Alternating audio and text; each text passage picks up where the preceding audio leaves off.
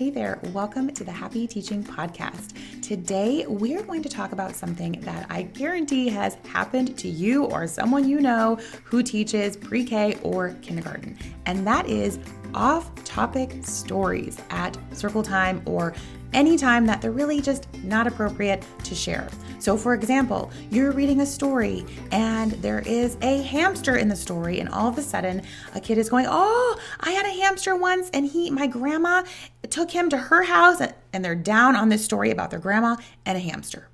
Or even more common, you're reading a story and someone in the story has the same name as someone in your students, either in your class or in your student's family, and now they are jumping up and down and want to tell you all about what's going on. So this can be disruptive because we're trying to read a story, we're trying to do something, and now they're really sharing something that it just isn't the best time to do so. And so it's a bit off topic. But let's first start with kind of why this happens and why it's normal. I want to encourage you that most of the time, it's actually not as off topic as it seems. In my examples, you can see that. They were related to what you were talking about. The story reminded them of something, so they actually had a really great connection to that story. Sometimes it's harder to see their connection. Sometimes truly they might just be telling you something completely from nowhere and you have no idea where they even got it from. It could have been from earlier in the day and it just now popped back into their head. So something we did earlier could have sparked it. We sometimes just don't know. But what we want to make sure that we're doing is encouraging these connections, fostering these relationships, but we want to do it in a way that also doesn't allow them to completely derail circle time. Because as we know, we need to keep our circle times short and to the point because our students don't have endless attention spans. Circle time should not be 30 minutes long. And if we're stopping for every single story, because once one kid has a story, they all do, right? If we're stopping for everything, we're never going to get done with circle time. So how do we do this in a way that helps students feel seen, feel heard, but we're also kind of shutting it down in a way to let us get through what we need to do?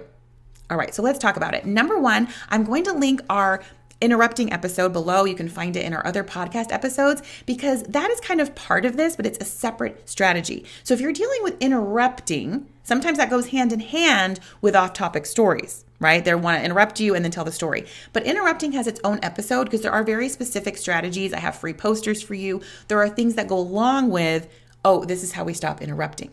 Okay, so make sure you listen to that as well because they do go hand in hand. But for this case, now let's talk about, okay, we've solved the interrupting. Maybe they've raised their hand. We actually called on them now. And now they want to talk about a hamster or dinosaurs or something that has nothing to do, seemingly on the surface, with what we're talking about. What can we do?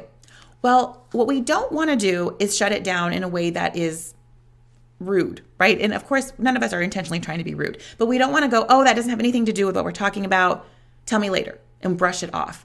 Because to them, it probably is a big deal and they're excited about it. But we know we can't give it endless time. So my favorite thing to do is to tell students, oh, that sounds like an interesting story. Right now, we are doing XYZ. Right now, I'm reading about this. Right now, we're singing this song. Right now, we're doing this pocket chart activity, right? Remind them of what we're actually doing right now so they can see that that might not be the best time. And then we encourage them to tell us later. We don't just tell them that. What I like to do is I like to keep a little sticky note near me, a little clipboard. You can even put it on the board if you want. But I tell them, right now we're doing this, but I would love to catch up with you later and hear that story. Could I put your name on my sticky note? And they're usually like, oh, yes. And then jot down their name. Now, here's the key.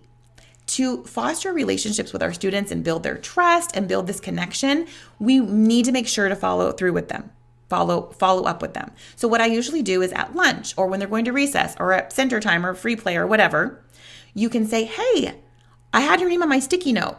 You wanted to tell me something earlier, and give them a chance to tell you. Now, the fun part here is at circle time, they might have gone on and on and on and on forever with their story. If you're asking them at going to recess or lunch or play, odds are they're going to quickly tell you because they're like, yeah, I don't want to tell you anymore. I got to go. Right? So we're still building that bond with them. We're letting them know, hey, I mean what I said. I do care what you're saying. I do want to make that connection with you. I do want to talk to you. What you say matters, right?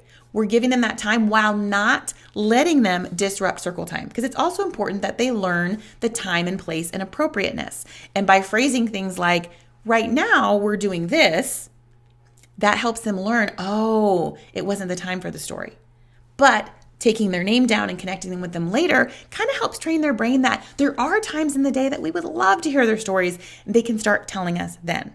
Now, in the beginning, you might get a lot of students that you're writing on a sticky note to catch up with because, right, it's new, it's interesting. Ooh, I want to be on the teacher's note.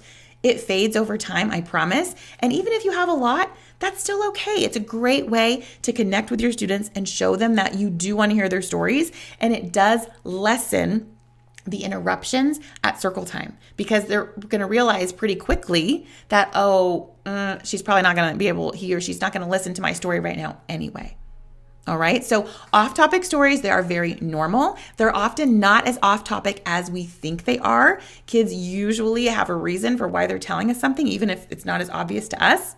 But try those steps and be sure, this is a shorter episode because I really want you to go to the interrupting episode as well, kind of as a part 2 or part 1 to this. Be sure to listen to that episode and check that out as well. And check out our show notes for any related post videos, and make sure you're joining us in the Print and Play Club for even more management support.